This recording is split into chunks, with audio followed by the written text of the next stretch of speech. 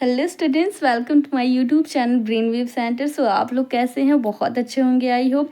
सो अपनी पढ़ाई को कंटिन्यू इसी तरीके से कर दीजिएगा। मैं थोड़ा मिस कर देती हूँ क्लास, लेकिन कोई नहीं। आपका सिलेबस आपके एग्ज़ाम टाइम में कोई भी दिक्कत नहीं आएगा, ये वादा है मेरा। जैसे कि आप लोगों को 4th सेमेस्टर की अच्छे से प्रिपरेशन कराई गई है, वैसे ही 5th सेमेस्टर की भी अच्छे से मैथ की प्रिपरेशन कराई जाएगी इस चैनल पे। यहाँ पर आपको बीएससी फर्स्ट सेमेस्टर से लेके या 6 सेमेस्टर तक के सभी क्लासेस प्रोवाइड की जाती हैं, प्लस पीवाईक्यू भी सॉल्व कराया जाता है, जिस पे और कहीं नहीं कराया जाता है, क्योंकि ये मैथ्स एक ऐसा सब्जेक्ट है जिससे कि बहुत लोगों को डर लगता है। लेकिन डरने की कोई आवश्यकता नहीं है, क्योंकि बीएससी में मैथ्स ऐसे ही होते हैं जो कि ये रिपीटेड क्वेश्चन बेस्ड होते हैं। देन एक ही क्वेश्चन कई बार पूछ लिया जाता है एग्जाम में, तो ऐसे डरने की कोई ज़रूरत नहीं है। और बैक जो होता है उन्हीं स्टूडेंट का लगता है, स्टूडेंट जो कि ये एग्ज़ाम में कुछ भी नहीं लिखते हैं, या फिर कह लीजिए कि वो बहुत बहुत मतलब समझ लीजिए कुछ पढ़ते ही नहीं हैं, तो उनकी ही बैक लगती है। जो कुछ थोड़ा बहुत ही एक आध चैप्टर अगर आप लोग पढ़ कर जाते हैं ना, तो आप लोग पासिंग मार्क तक ज़रूर पास हो जाएंगे, ये ध्यान में रखिएगा। अगर एक चैप्टर भी अच्छे से कंप्लीट कर लेते हैं तो आप लोग समझ लीजिए कि बैक आप लोगों का लगेगा ही नहीं। बस आप लोग इस चैनल को फॉलो कीजिए और इसमें बताए गए जो बातें हैं उसको वो फॉलो कीजिए, तो आप लोगों की बैक किसी भी सेमेस्टर में नहीं लगेगी। आपके जो छोटे भाई बहन हैं बीएससी के स्टूडेंट हैं, तो उनको भी ये चैनल फॉलो करवाइए, ताकि उन लोगों की मदद हो सके ये इस चैनल के द्वारा। और सभी को शेयर कर दीजिएगा। चलिए, अभी तक अगर आप चैनल पर नए हैं और सब्सक्राइब नहीं किया है तो जल्दी से सब्सक्राइब कर लीजिए, ताकि आपकी कोई भी वीडियो ऐसी मिस ना होने पाए जो कि आपके लिए इम्पॉर्टेंट हो। तो चलिए हम लोग अगला एग्जाम्पल सॉल्व करेंगे, जो कि ये बीएससी 5th सेमेस्टर हम लोग क्लासेस स्टार्ट कर चुके हैं, उसमें 3rd लेक्चर तक हो गई हैं, जिसमें कि हम लोगों ने 3 क्लास कंप्लीट कर लिया हुआ है। फर्स्ट और सेकंड क्लासेस में हम लोगों ने बेसिक टर्म्स पूरे पढ़े थे, जो कि ये इस चैप्टर में यूज़ होने वाले हैं, और सेकेंड में हम लोगों ने एग्जाम्पल्स पढ़ा हुआ है, जो कि ये काफ़ी मोस्ट इम्पॉर्टेंट है। तो आज हम लोग 3rd लेक्चर है हमारा, नहीं 4th लेक्चर है, जिसमें कि हम लोग एग्जाम्पल्स और एक और एग्जाम्पल्स पढ़ेंगे, या जो कि ये काफ़ी मोस्ट इम्पॉर्टेंट है एग्ज़ाम पॉइंट ऑफ व्यू से स्टूडेंट। तो चलिए हम लोग देखते हैं कि ये हमारा फर्स्ट एग्जाम्पल्स, या फिर कह लीजिए इस लेक्चर का फर्स्ट है। और अगले लेक्चर में हम लोगों ने एक क्वेश्चन दिया हुआ था, जो आप लोग आई होप सॉल्व कर लिए होंगे। अगर नहीं किए हैं तो कमेंट बॉक्स में कमेंट कर दीजिएगा, ओके। क्योंकि सेम ए टू जेड उसी ये क्वेश्चन की तरह था जो हमने उस क्लास में सॉल्व कराया था। तो चलिए टाइम वेस्ट ना करते हुए हम लोग क्वेश्चन पे चलते हैं। तो proof that this set of all m into n, यानी कि m क्रॉस n का एक मैट्रिक्स है, जो कि ये हमें प्रूव करना है। ये मैट्रिक्स जो है वो कैसा है? Over the field f of a real number. किस टाइप का मैट्रिक्स है? एक रियल नंबर का मैट्रिक्स है। Over the field is a vector space, यही हमें सॉल्व करना है। हमें क्या सॉल्व करना है? जो m गुणे n का एक मैट्रिक है, m क्रॉस n का, ये कैसा है? एक रियल नंबर्स का मैट्रिक है। इसी रियल नंबर्स के मैट्रिक्स को हमें वेक्टर स्पेस सॉल्व करना है। बस सीधी सी बात। आप लोग से पहले क्वेश्चन को समझिए कि कह क्या आखिर रहा है। तो चलिए, तो ओवर द फील्ड, हाँ, विद रिस्पेक्ट टू एडिशन। अब देखिए बाइनरी ऑपरेशन, हमें क्वेश्चन अगर पढ़ेंगे ना तो खुद ब खुद आप लोग सवाल एकदम अच्छे से सॉल्व कर लेंगे। तो एडिशन के रिस्पेक्ट में हमें क्या सॉल्व करना है? ये क्या है? वेक्टर स्पेस है। तो जैसे कि अभी हम लोगों ने इससे प्रीवियस लेक्चर में सवाल कराया हुआ है ना, question solve same to same question लगेगा स्टूडेंट। चाहे तो आप उसी क्वेश्चन को एज इट इज़ ऐसे ही लिख दीजिए, क्वेश्चन आपका 110% सही होगा। जो मैंने ये फर्स्ट क्वेश्चन सॉल्व कराया ना, फर्स्ट एग्जाम्पल, इससे पहले लेक्चर में सेम वही है। बस केवल इसमें क्या कहा गया है? m गुणे n का कोई भी मैट्रिक्स है। बस जहाँ हम लोगों ने एलिमेंट्स लिख रहा था वहाँ पर m मैट्रिक्स लिख देंगे ओवर द फील्ड, बस हो गया हम लोगों का काम। और ए टू जेड वही एलिमेंट्स होंगे। तो यहाँ से देखिए कहाँ है? Addition of matrix, vector addition and multiplication of a matrix by a scalar multiplication is a scalar multiplication. Okay, तो वही चीज़ कहा रहा है कि ये 10 रूल को फॉलो कराकर हमें क्या प्रूव करना है? इतना तामझाम पढ़ने की ज़रूरत नहीं है, बस यहाँ तक पढ़िएगा, एडिशन पढ़िएगा, देन कंप्लीट हो गया आपका क्वेश्चन। तो यही हमें कह रहा है कि हमें क्या प्रूफ करना है एडिशन के रिस्पेक्ट में, किसी भी ये रियल नंबर्स का जो मैट्रिक्स है उसको हमें क्या प्रूफ करना है, हमारा वेक्टर स्पेस है ओवर द फील्ड एफ के। तो प्रूफ करने के लिए सबसे पहले हम लोग मान लेते हैं कि ए बी सी कोई भी ये मैट्रिक्स ओवर द फील्ड, कोई भी मैट्रिक्स का सेट है जो कि ये ए बी सी है, वो कैसा है, एफ के ओवर में है, ऑफ अ रियल नंबर का सेट है, बिलोंग्स टू वी, जो कि ये वी में बिलोंग कर रहा है। ओके, तो the set of all m गुड़े n matrices over the field F, यानी कि ये जो मैट्रिसेस हैं किस पर हैं, ओवर द फील्ड, यानी कि फील्ड के ही सेट में बिलोंग करेंगी। ओके, और जो ए बी सी जो मैट्रिक्स है over the field of a real number which belongs to a V, जो कि ये वी में बिलोंग करेंगी, ये जो एलिमेंट्स हैं। ठीक है, तो यहाँ पे हम लोग पार्ट फर्स्ट क्या करते थे, v plus is an abelian group under the addition के रिस्पेक्ट में हमको क्या सॉल्व करना है। यहाँ पर देखिएगा स्टूडेंट, ए बी सी हम लोगों ने capital A capital B capital C, ये एक वेक्टर के एलिमेंट हम लोगों ने माना हुआ है। क्या माना हुआ है, वेक्टर का कोई भी एलिमेंट है। तो यहाँ से देखिएगा, जैसे कि आप लोगों ने माना हुआ था, जो फर्स्ट में हम लोगों ने क्या माना हुआ था, अल्फ़ा बीटा एंड गामा, तो उसको भी आप लोग ए टू जेड सॉल्व कर सकते हैं, कोई दिक्कत नहीं है। बस लैंग्वेज में आप लोग मैट्रिक्स स्पेस जोड़ दी, सॉरी मैट्रिसेस एम गुड़े एन जोड़ दीजिएगा, बस आपका सॉल्व हो जाएगा। तो यहाँ पर जैसे ये हम लोगों ने एक्स अल्फ़ा और बीटा लेके सॉल्व किया था, यहाँ पर ए बी लेकर सॉल्व करेंगे। तो यहाँ से ये देखिएगा, लेट ए कॉमा बी जो कि ये बिलोंग करता है वी में, ये हम लोगों ने माना हुआ है। देन तब जो हमारा बाइनरी ऑपरेशन है ए प्लस बी, जो इसका रिजल्ट होगा ये वी में बिलोंग करेगा। तो यही हमारा क्या कहता है, क्लोजर लॉ कहता है। एसोसिएटिव जो कि ये सेकेंड लॉ है, तो ए बी सी कोई हमारा तीन एलिमेंट है जो कि ये वेक्टर के हैं, तो ए प्लस यानी कि binary operation, B binary operation, C जो कि इक्वल होगा A plus B plus C के, ये हमारा एसोसिएटिव है। ये सॉल्व हुआ, जहाँ पर आपका ये तीनों वेक्टर के एलिमेंट होंगे। आइडेंटिटी क्या कहता है, लेट कर लेंगे ये कि zero be the identity element in V, यानी कि वी में कोई जीरो आइडेंटिटी एलिमेंट है। इसको आप लोग यहाँ पे इसको 0,0 के रूप में भी लिख सकते हैं। तो देन तब ज़ीरो की अगर हम एडिशन कराएंगे ये ए कोई भी वेक्टर एलिमेंट के साथ में है, तो हम लोग क्या मिलेगा, फिर अगेन हमें एक वेक्टर एलिमेंट मिलेगा ना, तो वही हो जाएगा इन एफ, वी में नहीं एफ में है, ये आपका वी में है, तो ये हो जाएगा आपका ए हो जाएगा यहाँ से, जो कि ये हमें फिर से एक वेक्टर का एलिमेंट मिल गया। तो यहाँ से हम लोग कह सकते हैं जो ज़ीरो है ये हमारा कैसा है, एक आइडेंटिटी एलिमेंट है विद रिस्पेक्ट टू एडिशन। अब जो फोर्थ है वो इन्वर्स लॉ है, तो लेट कर लेंगे minus A is the inverse of the ए।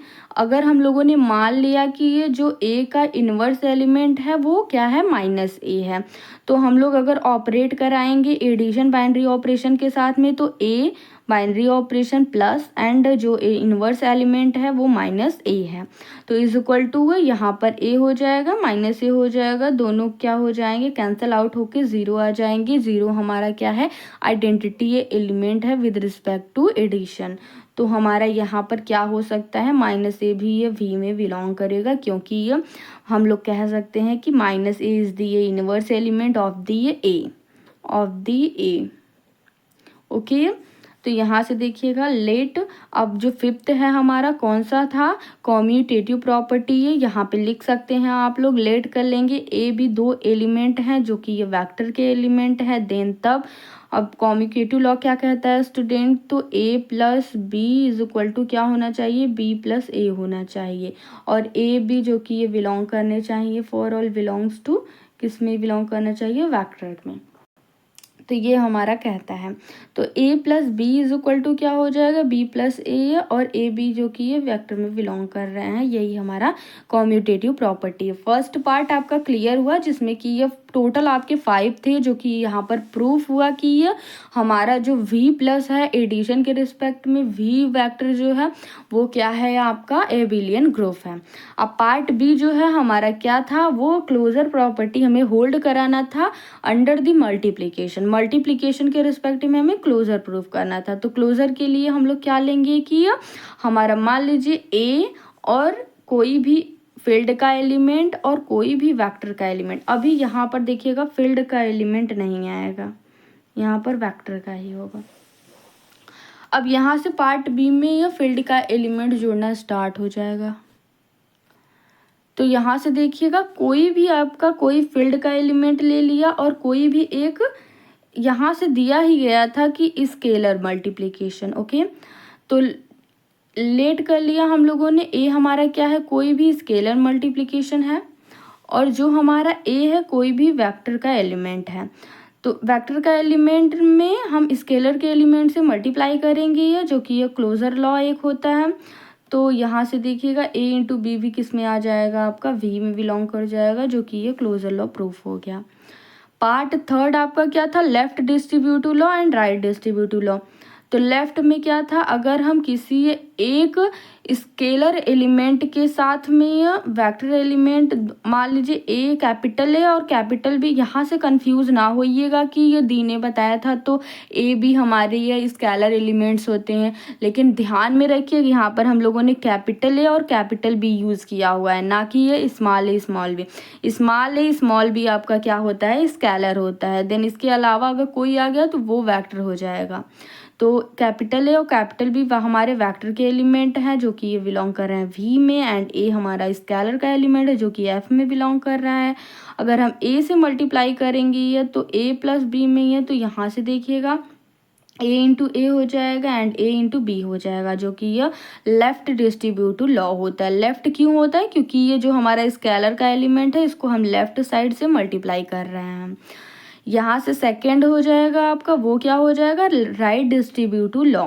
अब राइट डिस्ट्रीब्यूटिव लॉ क्या होता है, जो कि ये राइट साइड से मल्टीप्लाई हो। तो यहाँ हम लोगों ने एक ही वेक्टर का एलिमेंट लेंगे और दो स्केलर के एलिमेंट को लेंगे। तो एक small A and small B आपके ये क्या हो जाएंगे, फील्ड के एलिमेंट यानी कि स्केलर एलिमेंट्स हो जाएंगे। इसमें हम क्या कराएंगे, वेक्टर एलिमेंट जो हमारा ए है इसे मल्टीप्लाई कराएंगे, राइट साइड से कराएं यानी कि राइट डिस्ट्रीब्यूटिव लॉ।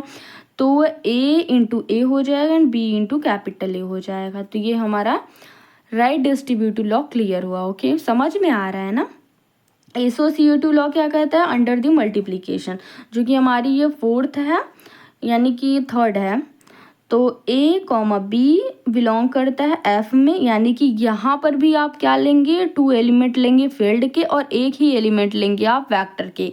ये भी ध्यान में रखिएगा कि एसोसिएटिव अंडर द मल्टीप्लिकेशन में हम दो एलिमेंट फील्ड के लेते हैं और एक एलिमेंट वेक्टर के लेते हैं।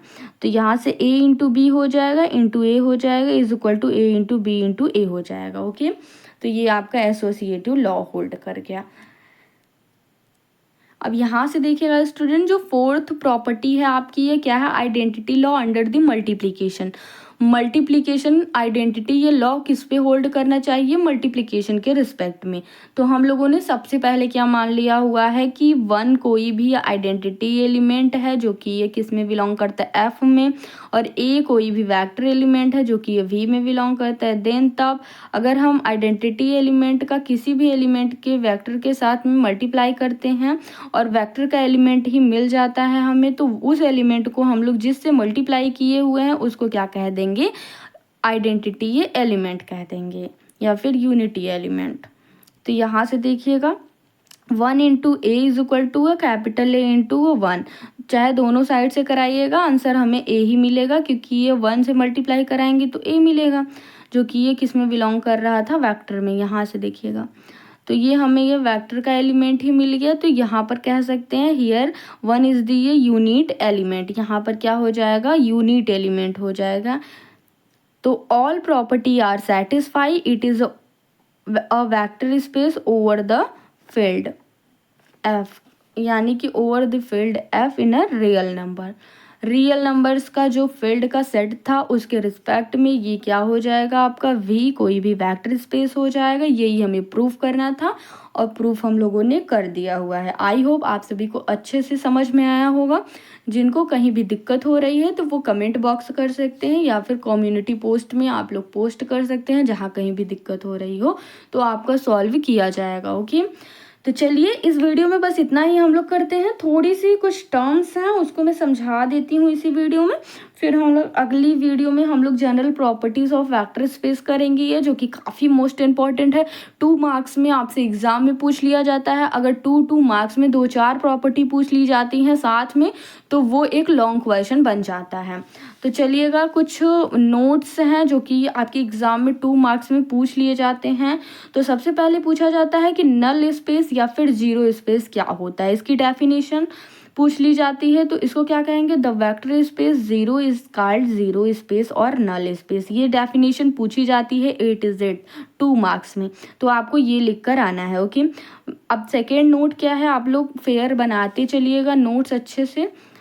तो with respect to addition and multiplication, यानी कि एडिशन के रिस्पेक्ट में भी और मल्टीप्लिकेशन के रिस्पेक्ट में भी ये सभी हैं जो हैं वेक्टर स्पेस होते हैं। यानी कि रियल नंबर का जो सेट हो गया, जो आपकी रियल नंबर्स के सेट, यानी कि ये real vector over the real और complex over the real complex ये सभी ये क्या हो जाते हैं आपके ऑल दी वेक्टर स्पेस हो जाते हैं। ओके, अब यहाँ पर RC is not vector space, यानी कि जो आपकी रियल नंबर का वेक्टर स्पेस और over the field of the complex number is not a vector space हो जाएगा।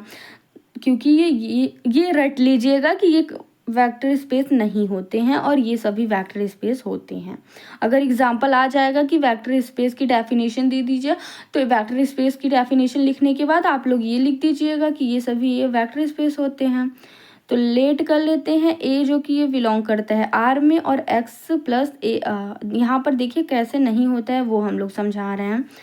तो A जो कि बिलोंग कर रहा है R में और X प्लस AI ये कॉम्प्लेक्स का होता है एलिमेंट, जो कि इस तरीके से कुछ लिखा जाता है जो कि कॉम्प्लेक्स एलिमेंट में कॉम्प्लेक्स में बिलोंग करता है। तो हम लोग मल्टीप्लाई करेंगे तो A into X plus I Y, तो A इतना हो जाएगा जो कि R में ये रियल नंबर के सेट में तो बिलोंग नहीं करता है, कि करता है नहीं करता है, कॉम्प्लेक्स में करता है।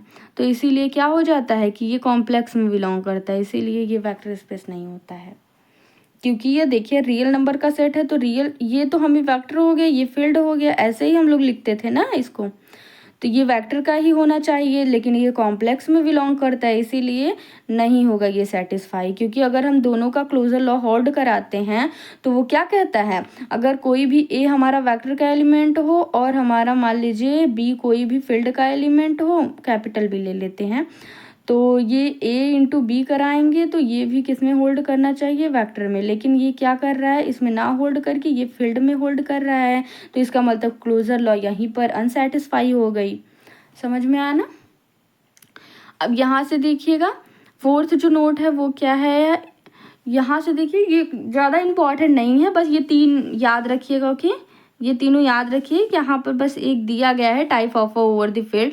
तो यू को हम U1 U2 N से रिप्रेजेंट करते हैं, V को इससे, U प्लस V हमारा हो जाएगा तो कुछ को इससे। यानी कि जो एडिशन हम लोगों ने अभी बताया हुआ है आपको कैसे सॉल्व होता है, वही एडिशन यहाँ पर सॉल्व करने के लिए बताया गया है कि एडिशन हम लोग कैसे सॉल्व करते हैं एन टपल्स के। ओके, तो यही चीज़ें थी जो कि आपको समझानी थी, ये आप लोग नोट्स में नोट डाउन कर लीजिएगा। आई होप आज की क्लास आपको अच्छी लगी होगी, या अच्छी लगी है तो कमेंट बॉक्स में कमेंट ज़रूर कीजिएगा कैसी लगी क्लास, और अपने दोस्तों में ज़रूर से शेयर कर दीजिएगा। क्योंकि अभी स्टार्ट ज़्यादा दिन नहीं हुए हैं क्लास को, तो सभी लोग ज्वाइंट हो जाएंगे तो शुरुआत से ही स्टार्टिंग से ही ये पढ़ाई करेंगे तो अच्छे मार्क्स गेन कर सकेंगे। या और ज़्यादा टाइम नहीं बचा हुआ है आपकी, अभी देखिए कॉलेज की क्लासेस तो स्टार्ट नहीं होंगी, अभी टाइम है क्योंकि अभी तो एडमिशन चल रहा होगा। देन जब तक क्लासेस स्टार्ट होंगी तब तक आपके एग्ज़ाम डेट आ जाएंगे, तो ज़्यादा दिन नहीं है। आप लोग तैयारी करते चलिए क्योंकि अब 2 बुक्स आपको पढ़ने हैं, 4 बुक टोटल, यानी कि 1 पेपर के 2 बुक और फिर 1 पेपर के 2 बुक। जिन्होंने मैथ्स लिया हुआ है उनके लिए थोड़ा अच्छा होने वाला है इस बार। तो चलिए नेक्स्ट वीडियो में हम लोग एक नए टॉपिक के साथ में, जो कि है general property of vector space, पढ़ेंगे। काफ़ी मोस्ट इंपॉर्टेंट टॉपिक है, तो कल की वीडियो मिस मत कीजिएगा स्टूडेंट। सो आई होप आप सभी अच्छे से पढ़ाई कर रहे हैं और कंटिन्यू करते रहिएगा, ये नहीं बीच में छोड़ दीजिए। और एक चैनल से दूसरे चैनल पर जंप ना कीजिएगा, नहीं तो फिर जंप ही जंप खेलते रह जाएंगे जी। चलिए, थैंक यू सो मच।